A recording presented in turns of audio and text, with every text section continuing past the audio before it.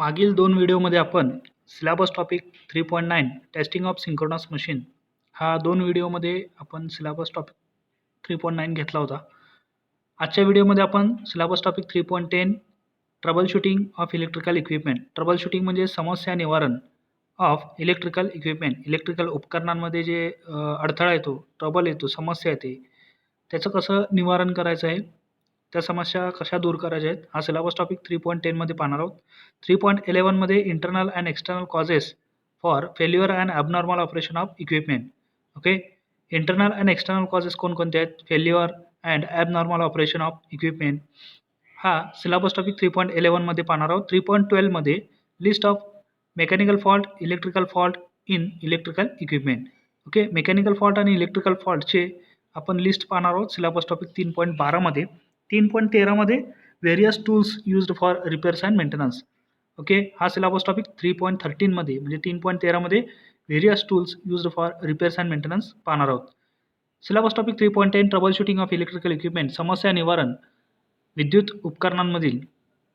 पहा, significance of trouble shooting and procedure. Significance म्हणजेच महत्त्व, ट्रबल शूटिंग समस्या निवारण करण्याचे महत्त्व आणि त्याची प्रक्रिया काय आहे. The static or rotating machines work in their normal state satisfying the conditions given below in section 3.10.1 but due to abnormal conditions unforeseen causes. Okay, परंतु काही अशा abnormal कंडिशन्समुळे, unforeseen म्हणजे अनपेक्षित कारणांमुळे, negligence in proper operation. Okay, negligence म्हणजे दुर्लक्ष, in proper operation the machine may give trouble in operation. Okay, machine कदाचित देऊ शकते अडथळा, ऑपरेशनमध्ये अडथळा, समस्या देऊ शकते. And faults may be developed, आणि याच्याने कदाचित दोषसुद्धा त्याच्यामध्ये निर्माण होऊ शकतो. There are various procedures and charts to be followed for finding the trouble developed in the machines. खालील वेगवेगळे चार्ट्स आहेत finding troubles developed in the machines. These are explained for various machines in the following subsections. Okay, तर इथं पहा 3.10.11 limits of voltage, current, frequency and speed for safe working of electrical machines. Electrical मशीनचं safe working होण्यासाठी व्होल्टेजची मर्यादा, करंटची मर्यादा आणि फ्रिक्वेन्सी मर्यादा किंवा स्पीडची मर्यादा ही दिलेली आहे सिलेबस टॉपिक 3.10.1 मध्ये. या टॉपिकवरती MSBTच्या परीक्षांमध्ये प्रश्न विचारलेले आहेत, जसे की what are the permissible limits for safe working of electrical machines. असे कोणकोणते परमिसिबल लिमिट आहेत, म्हणजे तिथंपर्यंत चालू शकणारे. Okay, for operation of safe working of electrical machines. ठीक आहे, voltage variation should not be +-5% of rated voltage. दिलेल्या व्होल्टेजपेक्षा, रेटेड व्होल्टेजपेक्षा व्होल्टेज हे व्हेरिएशन नसायला हवं +-5% वर. Current should not exceed rated current. Okay, rated करंटपेक्षा करंट एक्सीड नाही झाला पाहिजे, जास्त नाही झाला पाहिजे. Temperature rise should be within limits. Temperature rise जे आहे ते प्रमाणात असायला हवं. Frequency should not vary by +-1%. +-1%च्या फ्रिक्वेन्सी व्हॅरी झाला नाही पाहिजे ऑफ रेटेड फ्रिक्वेन्सी. फिफ्थ आहे should work within +-2% of rated speed. Okay, should work within +-2%, +-2% पेक्षा जो स्पीड आहे तो व्हॅरी झाला नाही पाहिजे.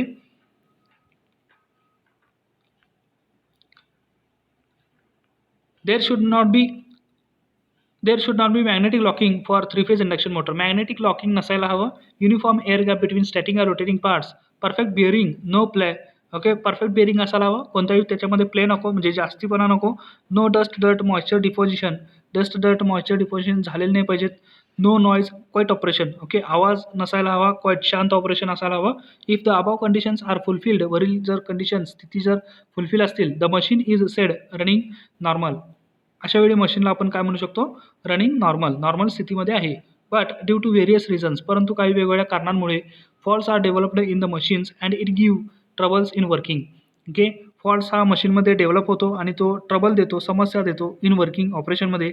It's working is not satisfactory, मग त्याचं जे काम आहे ते समाधानकारकरित्या नसतं. Trouble shooting charts showing troubles and reasons. Okay, trouble shooting chart जो आहे तो ट्रबल्स दाखवतो, समस्या दाखवतो आणि त्याच्यामागचे रिझन्स दाखवतो. Of this troubles are given in further sections. Syllabus topic 3.11 internal and external causes for failure and abnormal operation of equipments. अंतर्गत आणि बाह्यांतर्गत कारणे कोणकोणते आहेत? Failure and abnormal operation of machine. Failure म्हणजे बंद पडणे, ॲबनॉर्मल म्हणजे व्यवस्थित न चालणे, ॲबनॉर्मल ऑपरेशन ऑफ इक्विपमेंट्स. ठीक आहे. तर इथे पहा 3.11.1 इंटरनल कॉजेस अंतर्गत कारणे कोणकोणते आहेत. इन सम अनअवॉइडेबल सिच्युएशन्स, काही न टाळण्या इतक्या स्थितीमध्ये the machine may have to be run overloaded. Okay, machine कदाचित ओव्हरलोडेड तिथे रन होऊ शकते फॉर अ लॉंगर पिरियड, जास्तीच्या टाईमसाठी. विच कॉजेस टेम्परेचर राईज, की ज्याच्याने तापमान राईज होतो बियॉन्ड द परमिसिबल लिमिट, म्हणजे ठरवून दिलेल्या मर्यादेपेक्षा टेम्परेचर तिथे राईज होतो, वाढतो. During normal working short circuit may occur due to some reasons. Okay, normal वर्किंगमध्ये सुद्धा शॉर्ट सर्किट्समुळे कदाचित तिथे काही कारणांमुळे शॉर्ट सर्किट होऊ शकते. थर्ड आहे some live terminal touches the metallic part developing phase to ground fault. Okay, काही लाईव्ह टर्मिनल्स टचेस केल्यामुळे मेटॅलिक पार्टला तिथे फेज टू ग्राउंड फॉल्ट तयार होतो. Rotating parts and stationary parts, फिरणारे पार्ट्स आणि स्थिर parts shall have uniform air gap, त्याच्यामध्ये युनिफॉर्म एअर गॅप असायला हवा. इफ नॉट, जर का नसेल, then the behaviour of machine becomes abnormal. Okay, मग मशीनचं जे बिहेवियर आहे ते ॲबनॉर्मल होतं, म्हणजे मूळच्या स्थितीसारखे नाही. Single phasing means one of the three phases becomes open circuited and the load is shared by only two phases instead of three phases. Single phasing म्हणजेच काय, 3 फेजेसपैकी एखादा फेज ओपन सर्किट जर झाला, म्हणजे जर मोटरला मिळाला नाही, मशीनला मिळाला नाही, तर काय होईल, जो लोड आहे तो 2 फेजवरती शेअर्ड होतो इन्स्टेड ऑफ 3 फेज, 3 फेजच्या ऐवजी. हेन्स ओव्हरलोडिंग ऑन फेजेस, मग त्या 2 फेजेसवरती ओव्हरलोडिंग होतं and behaviour becomes abnormal. Due to facing of stator and rotor teeth sometimes the teeth become magnetically locked and motion of motor does that possible. Okay, इथं magnetic locking होतं. Stator आणि रोटरचे ज्यावेळी teeth एकमेकांसमोर येतात त्यावेळी magnetic locked झाल्यामुळे motion of motor, okay, जी मोटरची motion आहे ती काय होते, डज दॅट पॉसिबल, म्हणजे तिथं मॅग्नेटिक लॉकिंग होण्याची शक्यता आहे. Phase winding may electrically touch each other may create problem. Phase winding ज्यावेळी इलेक्ट्रिकली एकमेकांना टच होतील त्यावेळी त्याच्यामध्ये प्रॉब्लेम तयार होऊ शकतो. Some turns of phase windings get shorted, काही फेज वाइंडिंगचे टर्न्स असतील, वेटोळे असतील, ते शॉर्टेड होऊ शकतात. वर्न आउट बेअरिंग्स, म्हणजे बेअरिंगची झीज झालेली असणे. Oiling, lubrication may not have been done frequently, वारंवार मध्ये या गोष्टी न केल्यामुळे. Involving more mechanical and frictional losses, मग त्याच्यामध्ये मेकॅनिकल आणि घर्षणाचे जे लॉसेस आहेत ते होऊ शकतात. Unbalance rotating weight and fault in rotor may also cause of abnormal behavior of the machine. Unbalanced rotating weights म्हणजे बॅलन्स नसणारे जे फिरणारे जे वेट आहेत रोटरवरती ते दिल्याने काय होतात, cause of abnormal behaviour of the machine. These are the causes creating problem of smooth working of machine and the machine show abnormal behaviour. Okay, हे वरील कारणे आहेत की ज्याच्याने मशीन ही ॲबनॉर्मल होते. एक्सटर्नल कॉजेस पहा 3.11.2 external causes. These causes are external to the machine from supply to the terminal box. Okay, सप्लायपासून टर्मिनल बॉक्सपर्यंत येणारे जे कॉजेस आहेत, कारणे आहेत, त्यांना आपण एक्सटर्नल कॉजेस म्हणतो of the machine. A 3 phase machine is supplied with 3 line wires L1, L2, L3. These are called lines. Okay, 3 phase machine जे आहे ते 3 लाईन वायरने सप्लाय केलेली असते L1, L2, L3. These are called as lines, यांना आपण lines म्हणतो. If the fault is developed in the feeder, जर का फीडरच्या इथे जर फॉल्ट निर्माण झाला फीडर डिस्ट्रीब्युटर्समध्ये, the line only 2 lines will supply the equipments, मग फक्त 2 लाईनमध्ये काय होतं, इक्विपमेंटला सप्लाय दिला जातो. The 2 lines supply of power to 3 phase of machine and 2 phases becomes excessive of load and overheating take place and machine conditions become abnormal. Single phasing on distributor side, मग distributor साईडमध्ये single phasing झाल्यामुळे 3 phase मशीनला आपण 2 लाईनलेस फक्त supply देतो आणि मग त्या 2 लाईन्स आहेत ते एक्सेसिव्ह लोड घेतात. ओके, एक्सेसिव्ह लोड घेतात आणि ओव्हरहीटिंग होतात. Overheating takes place. ठीक आहे. सेकंड आहे sometimes due to wind.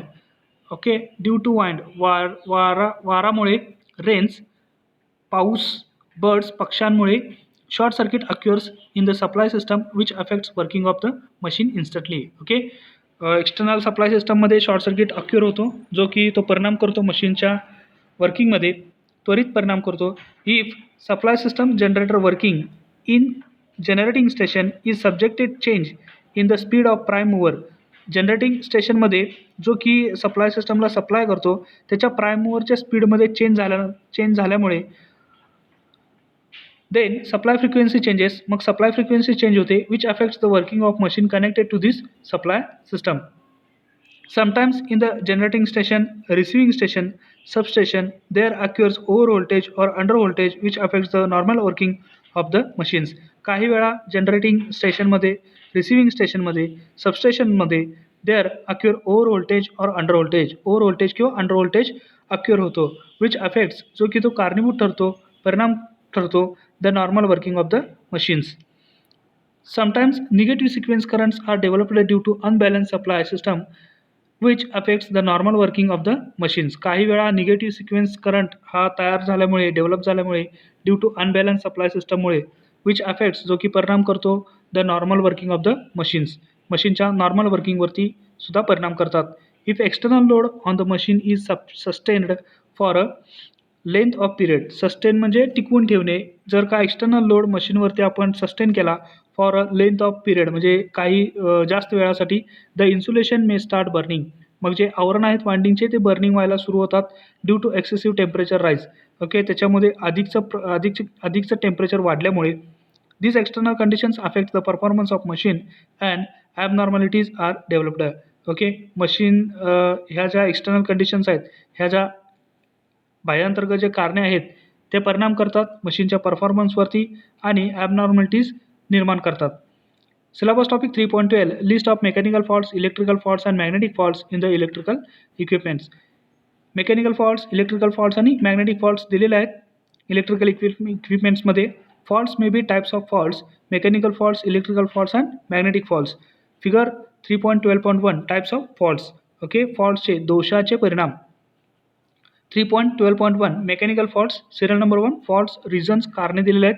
Remedial measures म्हणजेच उपचारात्मक उपाय दिलेले आहेत तिथे. फर्स्ट आहे बेंट शेप, जर का शाफ्टला जर बेंट शेप आला असेल तर काय कारण असू शकतं पहा.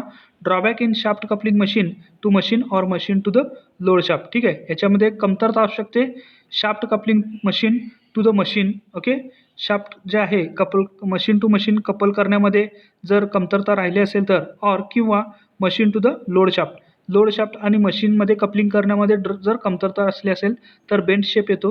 ह्याच्यामध्ये रेमेडियल मेजर्स काय, उपचारात्मक उपाय. Due care during storage. Okay, due care म्हणजे अगोदरची काळजी तिथे घेतली पाहिजे. During storage transportation must be taken, storage transportation करताना. ओके, कॉन्सन्ट्रिक कपलिंग हे एक कारण असू शकतं. Very tight fitting of nut and bolts having no flexibility, अतिशय टाईट असं फिटिंग केलं असेल तर नट आणि बोल्टचं, हॅव्हिंग नो फ्लेक्झिबिलिटी, तिथे फ्लेक्झिबिलिटी नसेल तर काय होतं पहा, loosing properly the nut bolts fittings. याच्यामध्ये उपाय काय, loosing properly the nut bolts fittings. Okay, योग्य त्या प्रमाणात काय करायचं आहे, नट बोल्ट फिटिंग्स लूज करायचे आहेत. हा त्याच्यावरती उपचारात्मक उपाय आहे. Wrong and crowded storage of machine one over other. Wrong and crowded storage of machine, एकावरती जास्त मशीन्स जर आपण तिथे ठेवले, स्टोरेज केले ऑफ द मशीन्स तर बेंट शेप येऊ शकतो.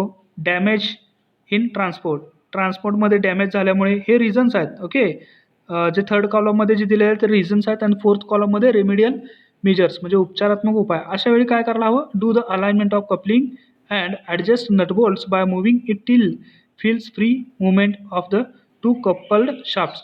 ठीक आहे, कपलिंगमध्ये अलाइनमेंट करायचे आहे, एक सरळ रेषेमध्ये अलाइनमेंट करायचे आहे. अँड ॲडजस्ट नटबोल्ट्स अशा पद्धतीने ॲडजस्ट करायचे आहे. Moving it till feel free movement. Okay, म्हणजे मोकळेपणाने फ्री होण्याचं जे मुवमेंट आहे तो फील करत नाही तोपर्यंत तिथे आपण नटबोल्ट्स काय करायचे आहेत, ॲडजस्ट करायचे आहेत. Two coupled shafts. Okay, 2 coupled शाफ्ट्समध्ये. सेकंड कॉज आहे sparking between commutator and brushes. Commutator and ब्रशेसमध्ये जर स्पार्किंग होत असेल तर काय रिझन असू शकतं, brushes may not be touching to commutator surfaces perfectly. Okay, brushes जे आहेत ते कम्युटेटर सरफेसला योग्य त्या रीतीने टच होत नसतात म्हणून तिथे स्पार्किंग होत असतो. याच्यामागे रेमेडियल मेजर्स काय, ॲडजस्ट ब्रश प्रेशर ॲडजस्ट करायचे आहे. ऑफ स्प्रिंग्सचे ब्रश प्रेशर जे आहे ते ॲडजस्ट करायचे आहेत. वर्नआउट ब्रशेस म्हणजे झिजलेले ब्रशेस जे आहेत be replaced by new ones, जे नवीन ब्रशसोबत रिप्लेस करायचे आहेत. Proper shape may be given to brush by grinding, ब्रशला प्रॉपर शेप द्यायचा आहे ग्राइंडिंग करून. हे त्याच्यावरती रेमेडियल मेजर्स आहेत. थर्ड जे आहे फॉल्ट जो आहे तो स्नॅप्ड बाइंडिंग. स्नॅपनं म्हणजे कशाही शेप घेतलेले स्नॅप्ड बाइंडिंग. तर याच्यामागे कारण काय होऊ शकतं, sometimes centrifugal force developed on the armature winding is greater.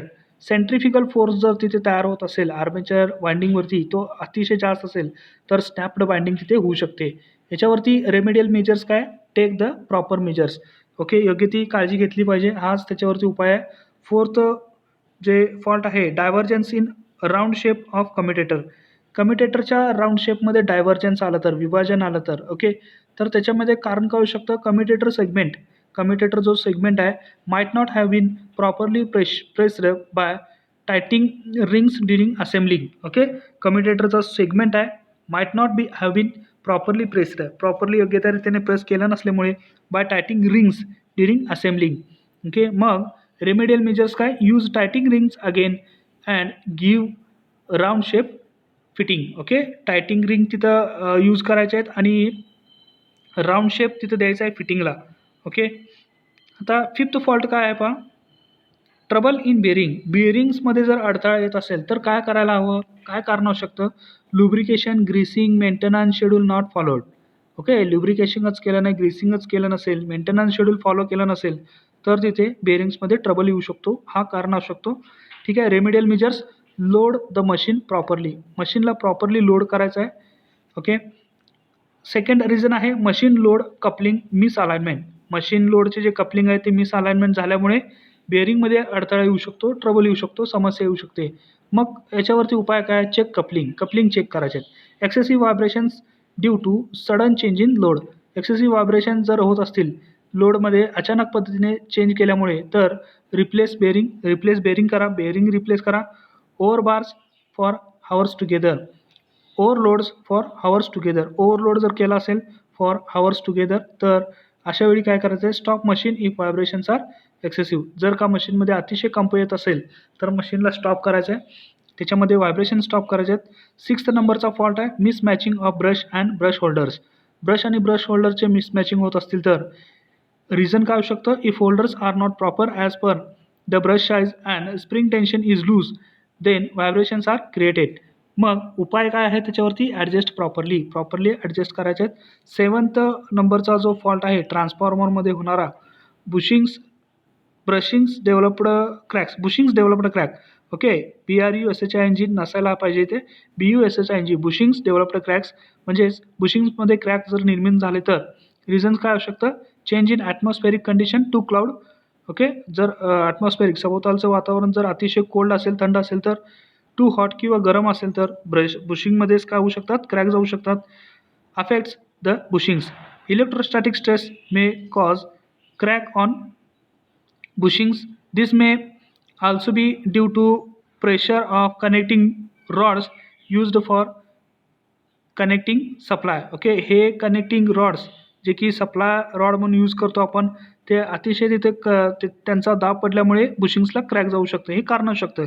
त्याच्यावरती उपाय काय, maintenance schedule must be followed for clearing dust dirt. Okay, maintenance schedule follow केलं पाहिजे, मेंटेनन्स देखभालीचं जे वेळापत्रक आहे ते फॉलो केलं पाहिजे. Cleaning dust dirt, connection of supply line must be observed. Supply लाईनचं कनेक्शन मस्ट बी ऑब्झर्व केलं गेलं पाहिजे. सेकंड जो फॉल्ट आहे tap changer not working properly. Tap changer आहे तो प्रॉपरली वर्क करत नसेल तर हे एक फॉल्ट होऊ शकतो. तर त्याच्यामध्ये रिझन काय होऊ शकतं, contact might have been damaged due to arcs developed. Okay, contacts might have been damaged due to arcs developed when tap changer is used frequently on loads. Okay, contacts जे असतील ते हॅव बीन डॅमेज झालेले असतील किंवा arc developed झाल्यामुळे Wien tap changer is used frequently, जर tap changer तुम्ही वारंवारता वापरत असाल ऑन लोडवरती तर तिथे काय होऊ शकतात, आर्क निर्माण होऊ शकतात. आर्क निर्माण झाल्यामुळे contacts might have been damage होऊ शकतात. ठीक आहे, याच्यावरती उपचारात्मक उपाय काय, रेमेडियल मेजर्स काय, ड्युरिंग ब्रेकडाऊन मेंटेनन्स. ओके, बंद पडल्यानंतरचं जे देखभाल आहे during breakdown maintenance, clean the contacts, remove carbon. Okay, contacts clean करायचे आहेत आणि कार्बन रिमूव्ह करायचे आहेत. थर्ड फॉल्ट आहे डॅमेज्ड गॅस्केट. गॅस्केट जर डॅमेज असतील तर रिझन काय असेल? Gaskets makes the air tight seal. Gasket हे एअर टाईट सील तयार करतात ऑफ टँक, टँकमध्ये containing oil in the full level. Okay, oil जर फुल लेवलमध्ये असेल तर गॅस्केट हे एअर टाईट सील तिथं तयार करतात. Atmospheric conditions and reactions of oil with gasket material damage the gasket. Atmospheric condition, सभोवतालची स्थिती, अँड रिॲक्शन ऑफ ऑइल, ऑइलची प्रतिक्रिया with gasket material damage the gasket, गॅस्केटला डॅमेज करू शकतात. ठीक आहे, याच्यावरती उपाय काय? Replacement of gasket periodically. Okay, योग्य त्या वेळाने आपण गॅस्केट जिथे रिप्लेस करायचे आहेत. इलेक्ट्रिकल फॉल्ट्स पहा.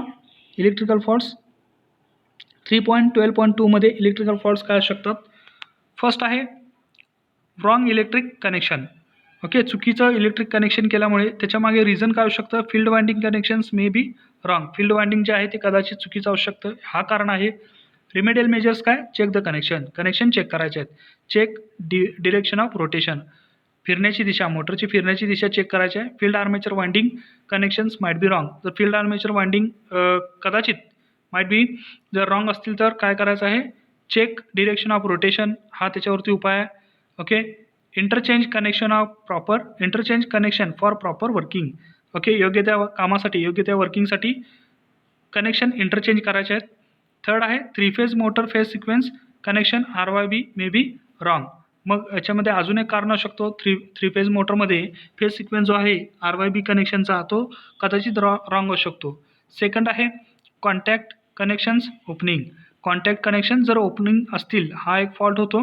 ठीक आहे, तर त्याच्यावरती रिझन काय आहे? त्याच्या मागचे रिझन काय? Dry soldering, improper and loose soldering of joints. Okay, colder soldering असेल आणि अयोग्य सोल्डरिंग जर असेल जॉईंट्सवरती तर काय होऊ शकतो?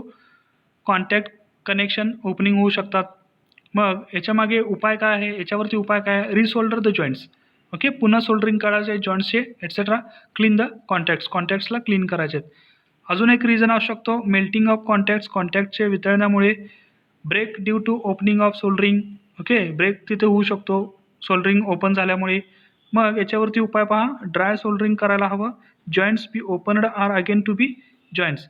जर जॉईंट्स ओपन झाले असतील तर त्यांना पुन्हा जॉईंट करायचं आहे, हा त्याच्यावरती रेमेडियल मेजर्स आहे. थर्ड नंबरचा फॉल्ट आहे डॅमेज इन्सुलेशन. इन्सुलेशन डॅमेज झाल्यानंतर त्याच्यामागे रिझन काय असू शकतं? Overvoltage stresses, long running, overloading, entry of मॉइश्चर्स.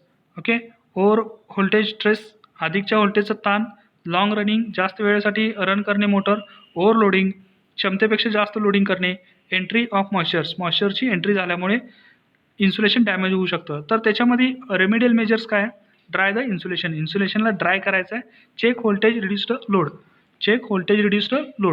Voltage आणि लोड रिड्यूस करून चेक करायचं आहे. Stop the machine immediately for sometimes. Okay, immediately म्हणजे त्वरित स्टॉप, इंटरमिडिएटली म्हणजे काही वेळाने इंटरमिडिएटली मशीन्स काय करायचे? स्टॉप करायचे. फोर्थ नंबरचा फॉल्ट पहा, कम्युटेटर डार्कनिंग, बर्निंग. कम्युटेटर अतिशय काळे पडणे किंवा बर्न होणे, जळणे, याच्यामागे रिझन काय असू शकतो? Due to dust accumulation. Dust तिथे जमल्यामुळे offering low resistance path to the flow of current. ते काय करतात? कमी रोधकाचा मार्ग ऑफर करतात करंटला from positive brush to negative brush, positive ब्रशपासून निगेटिव्ह ब्रशपर्यंत. ठीक आहे, तर ह्याच्यामागे अजून एक कारण असू शकतं कम्युटेटर डार्कनिंग किंवा बर्निंग होण्यापाठीमागे improper brush tension on commutator or on the स्लिपरिंग्सवरती किंवा कम्युटेटरवरती इम्प्रॉपर ब्रश टेन्शन, ब्रशचा ताण तो इम्प्रॉपर असल्यामुळे तिथे ब्रशचं बर्निंग किंवा डार्कनिंग होऊ शकतं. शेपलेस ब्रशेस म्हणजे आकार नसलेले brushes, creating gap between brush and commutator surface, slip ring surfaces. Okay, shape नसलेले ब्रश जे आहेत ते तिथे गॅप तयार करतात स्लिपरिंग आणि कम्युटेटर सरफेसमध्ये. त्यामुळे सुद्धा काय होऊ शकतं? कम्युटेटर डार्कनिंग होऊ शकतात, बर्निंग होऊ शकतात. ह्याच्यावरती उपाय काय? क्लीन द कम्युटेटरला स्वच्छ करायचं आहे. Adjust and check brush tension. Okay, brush tension check करायचं आहे आणि ॲडजस्ट करायचं आहे. Replace shapeless brushes. जे शेपलेस ब्रशेस आहेत म्हणजे ज्या ब्रशेसचा शेप गेलेला आहे ते ब्रशेस काय करायचे आहेत? रिप्लेस करायचे आहेत. ओके, मॅग्नेटिक फॉल्ट्स पहा. Magnetic faults 3.12.3. मॅग्नेटिक फॉल्ट्स कोणकोणते आहेत? Give the reasons for developing magnetic faults. अशा पद्धतीचा प्रश्न येऊ शकतो. फॉल्ट्स म्हणजे दोष, रिझन्स म्हणजे कारण, रेमेडियल मेजर्स म्हणजे उपचारात्मक उपाय. फर्स्ट नंबरचा फॉल्ट आहे मिसअलाइनमेंट ऑफ पोल्स. पोल्स जर मिसअलाइनमेंट असेल म्हणजे पोल्स एका रेषेत नसतील तर रिझन काय होऊ शकतो? Due to mechanical injuries. Mechanical injuries झाल्यामुळे blows, wrong storage of machine, sometimes distance between poles is disturbed. Okay, due to mechanical injuries झाल्यामुळे blows, working storage, wrong storage. Okay, blows, wrong storage of machine, sometimes distance between poles is disturbed. Okay, दोन पोल्समधलं जे अंतर आहे ते काय होतं? Disturb होतं. Pole fitting with nut bolts may not be proper. जर का नटबोल्टचे पोल फिटिंग हे प्रॉपर नसतील तर दिस डिस्टर्ब्स फ्लक्स डिस्टॉर्शन. हे फ्लक्स डिस्टॉर्शनला डिस्टर्बन्स करण्यासाठी कारणीभूत होऊ शकतो. ओके, मिसअलाइनमेंट्स ऑफ पोल्स हा फॉल्ट आहे. तर याच्यावरती हे कारण आहेत. रेमेडियल मेजर्स काय आहेत? उपचारात्मक उपाय काय? Necessary alignment should be done. योग्य ते अलाइनमेंट केलं पाहिजे पोल्समध्ये. Nut bolts fitting should be proper. Nut बोल्टचे फिटिंग आहे ते योग्य त्या रीतीने असले पाहिजेत. सेकंड फॉल्ट आहे लूज पोल्स. लूज पोल्स असतील तर त्याच्यामागे कारण काय? Due to excessive vibration created by abnormal speed. Okay, अधिकचा कंप तिथं तयार केला निर्माण झाल्यामुळे ॲबनॉर्मल स्पीडमुळे लूज फाउंडेशनचे जे फिटिंग्स आहेत ते लूज होतात. The poles becomes with respect to yoke this disturb flux distortion. Okay, this disturbs flux disturbance. Okay, तर याच्यावरती रेमेडियल मेजर्स काय आहेत? Steps to be taken to correct the position and make tight fitting of poles with yoke. Okay, next जो fault आहे third नंबरचा non uniform air gap. जर non uniform air gap असेल तर त्याच्यामागे रिझन काय? If rotating parts is not true then it creates a non uniform gap. जर का फिरणारे जर पार्ट्स असतील, रोटर जो आहे तो जर ट्रू नसेल म्हणजे अगदी खरा नसेल, then it creates a non uniform gap. मग त्याच्यामध्ये नॉन युनिफॉर्म गॅप तयार होऊ शकतो. Make true the shafts of rotor or replace it. ठीक आहे, रोटरचा जो शाफ्ट आहे तो ट्रू करायचा आहे, खरा करायचा आहे आणि मग नसेल तर तो रिप्लेस करायचा आहे. ठीक आहे. फोर्थ नंबरचा फॉल्ट आहे ॲबनॉर्मल हिटिंग ऑफ कोअर. कोअरच्या अधिकच्या तापमानामुळे किंवा त्याच्यामध्ये उष्णता जर होत असेल हा फॉल्ट आहे. तर त्याच्यामागे रिझन काय? Magnetic losses increase if there is gap between stamping of core insulation damage, overheating of insulation due to overload or excessive voltage. This results in non uniform flux distribution. याच्यामागे उपाय काय आहे? Tighten the core stampings, adjust the holds to its normal voltage, load the machine properly, avoiding overloads. Fifth नंबरचा fault आहे warped and dented core and burns. Warped and dented cores म्हणजे कोअरला sharp जर dented आला असेल आणि core जर burn होत असेल, warped and dented core and burns जर कोअर जळत असतील तर त्याच्यामागे रिझन काय? At some spots the insulation on the core is burn. Okay, at some spots काही ठिकाणी द इन्सुलेशन जे आहे, आवरण जे आहे कोअरवरचं ते जळालेलं असतं. Causes sharp rise of losses in core. Okay, sharp rise लॉसेसचा कोअरमध्ये तो घडवून आणतो. ह्याच्यामागे हे कारण आहे. मग त्याच्यावरती उपाय काय? नेसेसरी रिपेअर्स, आवश्यक ते रिपेअर्स केले पाहिजेत. रिवॉर्निशिंग कोअरला रिवॉर्निश केलं पाहिजे. Replacing same stampings and recoring. Okay, same stamping replace करायचे आहेत आणि रिकोर करायचं आहे. ठीक आहे.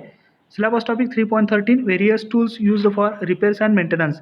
ओके, व्हेरियस वेगवेगळे टूल्स जे आहेत, साधने जे आहेत ते वापरतात रिपेअर्स आणि मेंटेनन्ससाठी, देखभालीसाठी.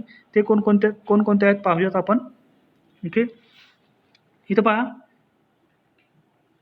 these tools are various tools used for repairs and maintenance: bearing puller, feeler gauge, dial test indicator, spirit level, measure, earth tester, growler इत्यादी 7 प्रकारचे टूल्स रिपेअर अँड मेंटेनन्ससाठी आपण यूज करतो. Figure 3.13.1 various tools used for repairs and maintenance. First आहे bearing puller, filler gauge, dial test indicator, spirit level, megger, earth tester आणि growler. तर first पहा, bearing puller कशासाठी use करतात? For taking out and refitting of bearings. बेअरिंगला taking out म्हणजे bearing puller हे बेअरिंगला काढण्यासाठी असतात.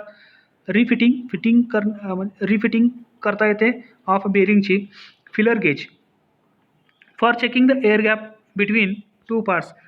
स्टेटर आणि रोटरमधला एअर गॅप चेक करण्यासाठी फिलर गेजचा वापर करतात. फिलर गेज म्हणजे एक काही थिकनेसमध्ये पट्टे असतात ओके एअर गॅपच्या, त्या स्टेटर आणि रोटरमध्ये डीप केल्या जातात. ओके, स्टेटर अँड रोटरमधला एअर गॅप चेक करण्यासाठी dial tester checking shapes alignment of shaft. Okay, शाफ्टचा शेप आणि अलाइनमेंट चेक करण्यासाठी डायल टेस्टर यूज करतात. Spirit level to check the level of machine and foundation. पाया foundation जो आहे की ज्याच्यावरती आपण मशीन फिट करतो तो चेक करण्यासाठी स्पिरिट लेवल वापरतात. आणि मशीनची लेवल पाहण्यासाठी सुद्धा चेक करण्यासाठी सुद्धा स्पिरिट लेवल वापरतात. Growler for finding the shorted turns of coils. Okay, कॉइल्सचे शॉर्टेड टर्न्स फाइंड आउट करण्यासाठी ग्रोवलरचा वापर करतात. बिअरिंग पुलर फर्स्ट आहे बिअरिंग पुलर. ठीक आहे, तर पहा विस्तृत पद्धतीने बिअरिंग पुलर कसा वापरायचा आहे, त्याचं फंक्शन काय आहे. दिस टूल इज व्हेरी नेसेसरी. हे जे साधन आहे ते अतिशय उपयोगाचं आहे, नेसेसरी आहे. For repairs of matching, for taking out damaged bearings, taking out damaged bearings and put a new bearings on the shaft. Tools of this type are also useful for withdrawing sprockets. Okay, स्प्रॉकेट्स काढण्यासाठी सुद्धा, gears काढण्यासाठी सुद्धा bearing पुलरचा वापर होतो. Wien the space at the back is restricted.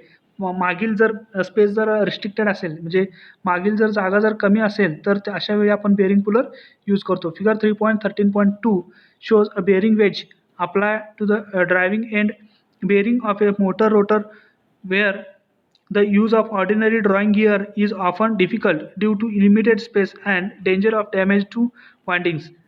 In such situations this tools is most important. Okay, अशा वेळी हे जे बेअरिंग पुलर आहे तो वापरण्यात येतो. इथं पहा गाईड ग्रीप दिलेला आहे. ग्रीप म्हणजे पकडण्यासाठी जबडा दिलेला आहे. Screw for applying pressure. Okay, या स्क्रूने रोटेट करून प्रेशर अप्लाय केलं जातं आहे. आणि हा जो जॉय आहे इथं जे बघतो आपण, इथं बेअरिंग पकडली जाते. ओके, सेट स्क्रू आहे, खाली दिलेला सेट स्क्रू आहे. क्रॉस बार आहे खाली दिलेला. फिगर 3.13.2 बेअरिंग पुलर दाखवलेला आहे. 3.13.2 फिलर गेज. फिलर गेज पहा, the gauge shown in the figure has different blades. Okay, वेगवेगळे तिथे ब्लेड्स असतात ऑफ डिफरंट थिकनेस, वेगवेगळ्या जाडीचे. To check the gaps between two parts. The air gap should always be checked after dismantling and reassembling. Air gap हे dismantling करताना किंवा reassembling करतानाच check करतात. It is also a part of routine maintenance. हा एक नियमित देखभालीचा part आहे. पर्टिक्युलरली ठराविक in case of sleeve bearing machines. Sleeve bearing मशीन्समध्ये हे ठराविक यूज करतात. In making this measurement a special long feeler gauge is inserted through the apertures which are often provided in the end bracket for the purpose. These apertures are usually plugged to exclude dirt and the screwed plugs must be removed to permit insertion of the filler. Okay, figure 3.13.3 अशा पद्धतीचा filler gauge असतो की ज्याच्यामध्ये वेगवेगळ्या जाडीचे blades असतात, पट्टे असतात. ओके, स्टेटर आणि रोटरमध्ये एअर गॅप मेजर करण्यासाठी ते वापरतात. Dial test indicator 3.13.3 dial test indicator. Following sketch shows dial test indicator consisting of main parts: indicator, stand, base, holders. By this indicator the shape whether true or damaged. Dial test इंडिकेटरने आपण shape तपासतो जो खरा आहे का damage केलेला आहे of various rotating parts of machine such as shafts, rotors, commutator. Shafts, rotors, commutators आपण याच्यामध्ये शेप चेक करतो. Okay, are checked. This consist of system of interlink levers. या सिस्टममध्ये इंटरलिंक लिव्हर्स, गिअर व्हील्स असतात. By this the small movements are magnified to enable the read term. Okay, small movement of magnified. Small movement अतिशय लहान जी movement असेल are magnified to enable read them. यांना magnify केलं जातं read करण्यासाठी. Any height or any angle can be set by moving system. कोणतीही उंची किंवा कोणताही अँगल आपण ह्या मुव्हिंग सिस्टममध्ये सेट करू शकतो. These are also used to check alignment of shaft. Okay, शाफ्टचा अलाइनमेंट, शाफ्टचा एक सरळ रेषेपणा चेक करण्यासाठी सुद्धा ह्या टूलचा आपण तिथे वापर करतो.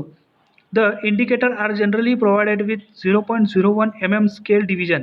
इंडिकेटर जे आहेत ते अतिशय कमी चे म्हणजे 0.01 स्केलचे डिव्हिजन असतात.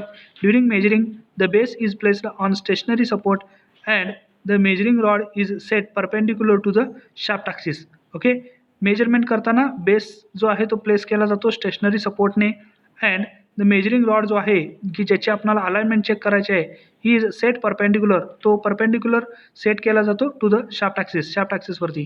ठीक आहे. Then the rod is made to bear upon the surface bearing checked. Okay, मग जो रॉड आहे तो बिअर केला जातो सरफेसवरती बिईंग चेकड, जो चेक केला जाणार आहे prior to taking the runout reading घेण्या अगोदर make sure that the indicator is positioned correctly. Indicator हे योग्य त्या रीतीने बसलाय हा चेक केला जातो. ओके, फॉर दिस पर्पज ह्या हेतूसाठी lightly tap the indicator case. Okay, indicator केसला हळूवारपणे काय करायचं आहे, टॅप करायचं आहे. The pointer in this case will oscillate. याच्यावरती जो पॉइंटर आहे तो ऑसिलेट होतो. If after oscillation it returns to its initial position. Oscillation झाल्यानंतर जो पॉइंटर इनिशियल स्थितीत येत असेल then the indicator is set correctly. Indicator काय आहे तो करेक्टली सेट झालेला आहे. ओके, इथं पाहू शकतो बेस आहे, स्टँड आहे, होल्डर आहे, इंडिकेटर दिलेला आहे. हा 3.13.4. Okay, 3.13.4 spirit level, figure 3.13.4. ठीक आहे, जो आहे डायल टेस्ट इंडिकेटरचा आणि 3.13.4 स्पिरिट लेवल. आता स्पिरिट लेवल कसा आहे त्याचा वापर पहा. Spirit level has a glass tube and very true surface. Spirit लेवलमध्ये ग्लास ट्यूब असते आणि अतिशय शार्प असं ट्रू सरफेस त्याच्यामध्ये दिलेला असतो. Bubble moves inside right or left hand side. Okay, bubble त्याच्यामध्ये मूव्ह होत असतो राईट साईड किंवा लेफ्ट हँड साईडमध्ये. When installing electrical machines checking of foundations for correct level is to be carried out. For this purpose, hydrostatic or spirit level is used by adjusting the foundation plate by giving packings till the bubble in the glass tube is at the center. The adjustment is continued by trial and error method. Trial and error method ने adjustment तिथे continue केली जाते जोपर्यंत bubble हा सेंटरला स्थिर होत नाही. And finally true levelling is achieved. आणि अशा पद्धतीने खरी जी लेवल आहे ती मिळवण्यात येते. मोटर फिक्सिंग बोल्ट्स आहेत, फाउंडेशन चॅनल्स आहेत. याच्यामध्ये अलाइनमेंट किंवा मोटर फिक्सिंग करण्यासाठी स्पिरिट लेवलचा वापर करतात. If the level is not true, जर का लेवल ही ट्रू नसेल then rotation will produce vibrations. मग मोटरचे जे रोटेशन आहे त्याच्यामध्ये व्हायब्रेशन्स होऊ शकतात. And bearing and shaft may be damaged. आणि अशाने बेरिंग्स आणि शाफ्ट काय होऊ शकतात, डॅमेज होऊ शकतात. Hence it is important to give the true level. हे अतिशय महत्त्वाचं आहे की ती खरी लेवल पातळी देण्यासाठी to the foundation plate of the machine making use of spirit level. Okay, याच्यामध्ये स्पिरिट लेवलचा मग तिथे वापर केला जातो. 3.13.5 मेगर पहा. It is a device to check continuity short circuit approximate value of high resistance in mega ohm. Main parts decision generator, hand driven producing about 500 volts, current coil, pressure voltage coil, spindle and indicator, permanent magnet, dial.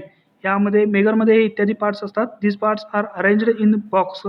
हे बॉक्समध्ये arrange केलेले असतात. Glass window for dial reading, glass window दिलेली असते dial रिडिंगसाठी. And handle for rotation of armature, handle for rotation of armature दिलेला आहे.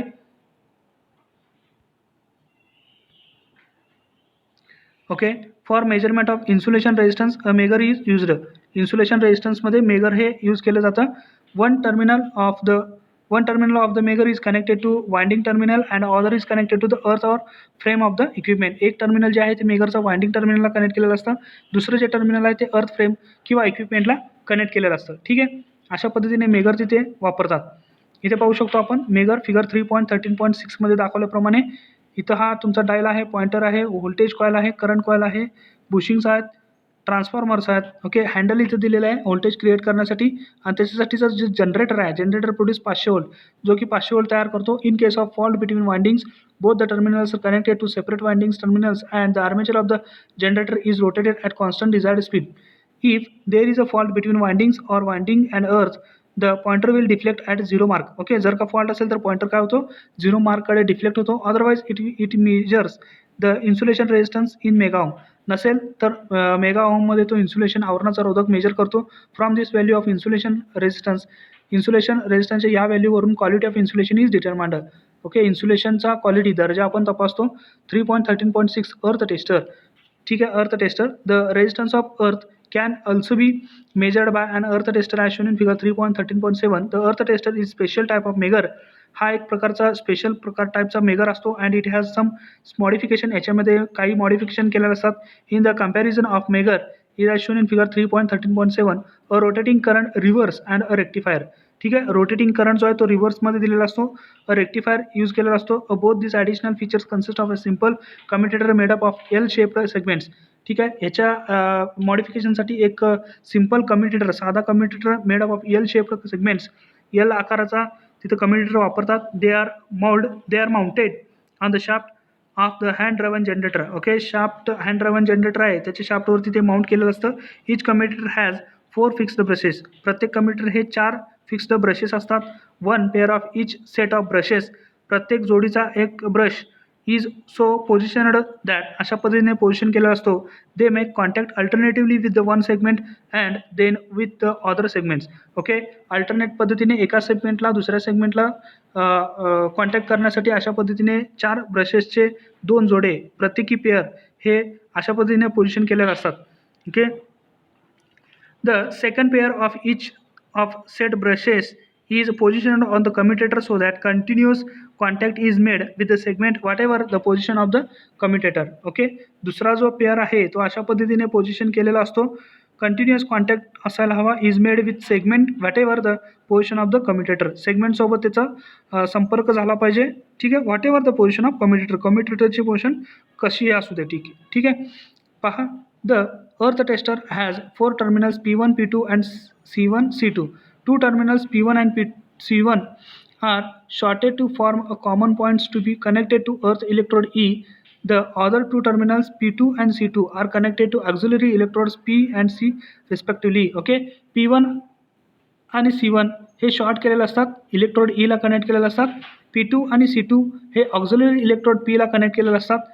P and C respectively ला कनेक्ट केले असतात. The indication of the each tester depends upon the ratio of the voltage across the pressure coil and the current through the coil. Okay, the indication of earth tester depends upon the ratio of voltage across the pressure coil and the current through the coil. The deflection of its pointer indicates the resistance. Okay, पॉइंटरचे जे परावर्तन आहे तो दर्शवतो indicates the resistance of the earth directly. जमिनीचा रोधक directly दाखवतो. इथं पाहू शकतो आपण C1 P1 हे अर्थ इलेक्ट्रोड ईला कनेक्ट आहेत. त्याचवेळी P2 आणि C2 हे ऑक्झिलरी इलेक्ट्रोडला कनेक्ट आहेत रिस्पेक्टिव्हली. इथे पाहू शकता अर्थ टेस्टरचा DC जनरेट करणारचा जो रोटेशन करणारा शाफ्ट आहे तो दिलेला आहे. करंट सेगमेंट इथे करंट रिव्हर्सल दिलेला आहे. ठीक आहे, एल शेपचे जे आपण इथे पाहू शकतो कम्युटेटर जे अरेंज केलेले आहेत. ओके, ह्याचे प्रत्येकी 2 जोडे केलेले आहेत. एक रेक्टिफायर म्हणून यूज होणार आहे. ठीक आहे, आणि हा तुमचा नॉर्थ साऊथ पोल आहेत. हे मूव्हिंग कॉईल आहे. हा मूव्हिंग कॉईल. ओके, आणि करंट कॉईल आहे. दिलेले आहेत पॉइंटर्स दिलेले आहेत. पोटेन्शियल कॉईल दिलेले आहेत तिथे. पोटेन्शियल कॉईल म्हणजेच प्रेशर कॉईल आपण ज्याला म्हणतो. 3.13.7 ग्रवलर. It is a equipment used for finding shortest turns of armature coil or stator rotor windings. ठीक आहे, it is essentially a single winding transformer. हा एक प्रामुख्याने सिंगल वाइंडिंगचा ट्रान्सफॉर्मर आहे. लो व्होल्टेज और 230 volt AC is applied to a growlers windings, hence AC flux is produced. ग्रोवरला आपण 230 वोल्ट AC असा अप्लाय करतो जेणेकरून तो AC फ्लक्स निर्माण करेल. This winding acts as a primary winding of a transformer. हा ट्रान्सफॉर्मरचा प्रायमरी वाइंडिंग म्हणून ॲक्ट होईल. Now to locate a shorted armature coil. Okay, shorted armature coil locate करण्यासाठी the armature under test is put on these coils assembly and with the small motion of armature is rotated. When the shorted coil comes under the influence of growler's coil, ज्यावेळी shorted झालेली coils ही त्याच्या प्रभावाखाली येते, ग्रवलर कॉइलच्या प्रभावाखाली येते म्हणजेच magnetic field खाली येते of this coil, it acts as a short circuited secondary. मग तो शॉर्ट सर्किटेड सेकंडरी म्हणून काम करतो ऑफ द ट्रान्सफॉर्मरचा. And hence a very large current flows through the 2 coil sides. मग यावेळी अतिशय जास्त प्रमाणाचा करंट काय होतो, प्रवाहित होतो दोन कॉईलमध्ये. व्हेरी थिन आयर्न स्ट्रिप्स, अतिशय पातळ असे आयर्न लोखंडाचे स्ट्रिप्स लाईक हॅकसॉ म्हणजे ब्लेडसारखे, म्हणजे करवतीसारखे एकदम एकदम पातळ असे आयर्न ब्लेड्स, लोखंडाचे blades Wien put on the armature slot containing any one side of the shorted coil, a rapid vibration is produced on the blade. मग तिथे रॅपिड व्हायब्रेशन ब्लेडचं तिथे तयार होतं. This is the slot of shorted coil. हा shorted कॉईलचा slot आहे असा locate होतो, फाइंड आउट होतो. Thus growler finds the shorted armature coil. अशा पद्धतीने ग्रोलर फाइंड करतो शॉर्टेड आर्मेचर कॉईलचे. ठीक आहे. तर सिलेबस टॉपिक 3.14 जो आहे, other tools used for checking measurements, हा आपण नेक्स्ट लेक्चरमध्ये पाहणार आहोत. या आजच्या व्हिडिओमध्ये आपण कोणकोणत्या गोष्टी पाहिल्यात? 3.10 trouble shooting of electrical equipment, 3.11 internal and external causes for failure and abnormal operation of equipments, 3.12 3.12 list of mechanical faults, electrical faults and magnetic faults आपण पाहिले. 3.13 various tools used for repairs and maintenance. हे tools होते bearing puller, filler gauge, dial test indicator, spirit level, megger, earth tester and growler. Okay. अशा पद्धतीने हा आजचा जो topic होता तो या व्हिडिओमध्ये आपण कव्हर केलेला आहे. नेक्स्ट व्हिडिओमध्ये सिलेबस टॉपिक 3.14 पाहणार आहोत, other tools used for checking measurements. ठीक आहे. सो नेक्स्ट लेक्चरसाठी पाहत राहा SRJ technical, and thanks for watching this video.